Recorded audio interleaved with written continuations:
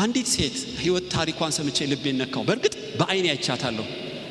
እና ልጅቱ ጴንጤ ነች፣ ቆንጆ ነች፣ መልከ መልካም ነች። መካከለኛው ምስራቅ ለስራ ሄደች። ያው እህቶቻችን እንደሚሄዱ በቅርብ ጊዜ ያ እንደሚቆም ባምንም ለተወሰነ ጊዜ ይሄዳሉ ታውቃላችሁ። እና አንድ ሚሊዮነር ይመስለኛል ከኛ ጋር በእምነት የማይስተካከል ሰው እና ሊቀጥራት ጠራት ማለት ነው። ያው እኔ በህጋዊ መንገድ ነው የመጣሁት፣ ክርስቲያን ነኝ፣ ኢየሱስን ማመልክ ነኝ። ከፈቀድክ ጥሩ ነው፣ ካልፈቀድክ ሌላ ስራ ፈልጋለሁ አለችው። አይ እምነት የግል ነው፣ በእምነትሽ እኔ ጣልቃ አልገባም፣ ገብተሽ ስሪ አላት። እንግዲህ እያጸዳች ልብስ እያጠበች ሽርጉድ ስትል እጅግ መልከ መልካም ስለነበረች የቤቱ ባለቤት አላስቻለው። ስለዚህ ሚስቶቹና ሰራተኞቹ ወጥተው ጭር ሲል የማይገባ ጥያቄ ጠየቃት። አንድ ቀን አብረን እንተኛ፣ እስከ ቅድመ አያትሽ ነፃ የሚያወጣ ብር ሰጥሻለሁ አላት።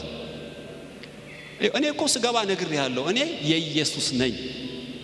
ይኸውልህ ራሴን ስጋዬን ሸጬ አይደለም እናቴን ነፃ ማውጣው፣ በንጹህ ህሊና ያገኘሁትን ነው። ኢየሱስ አይፈቅድም፣ መጽሐፍ ቅዱስ አይፈቅድም አለችው። ምን ፀሐይ ሲያቃጥለን ኢትዮጵያ ሆቴል ይዘን $100 ስንሰጣቸው እናቃቸው የለም እንዴ? እሱ የራሳቸው ጉዳይ ነው፣ እኔን አይመለከትም። ብራዘር አንቺ ቆራጥና ቆፍጣና ነሽ ለእምነትሽ። አይ እኔ እለቃለሁ ካንተ ጋር ሰራም አለችው። ኖ ሁለተኛ አልጠይቅሽም፣ እዚሁ ስሪ በቃ አቋምሽን አውቄያለሁ አላት። በጣም ጥሩ። ከብዙ ዘመናት በኋላ አላስቻለውም ድጋሚ እና ጭር ሲልለት ድጋሚ ጥያቄ ጠየቃት። የጠየቃት ከባድ ነው። አሁን እንዴት እንደምታሸበሽቢ እንዴት እንደምትዘምሪ አላውቅም። ከብዙ ማመንታት በኋላ ሊጠየቅ የማይገባ ነገር ልጠይቀሽ ነው። ምንድነው የምጠይቀኝ? ላገባሽ ወስኛለሁ። እኔን አገባሽ ማለት ምን እንደሆነ ትርጉሙ ይገባሻል። መልስሽ ምንድነው አላት።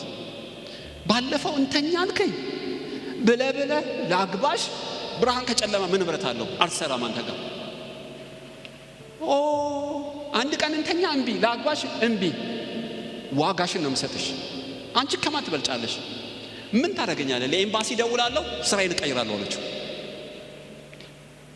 በኋላ በዛ ንግግር ውስጥ ሳታስተውለው ከሱፐርማርኬት ለልጆች ወተት እንድትገዛ ላካት። ፓስፖርቷ ቤት ነው፣ ደሞዟ እሱ ጋር ነው፣ ልብሷ እሱ ጋር ነው። ለብዙ አመት የለፋችበትን ሳታገኝ ወተት ለመግዛት ስትወጣ ለሴኩሪቲ ሰዎች ደውሎ አስያዛት። በኢትዮጵያ ኤርላይንስ ዲፖርት አደረጋት አዲስ አበባ። ባዶ መለመለው።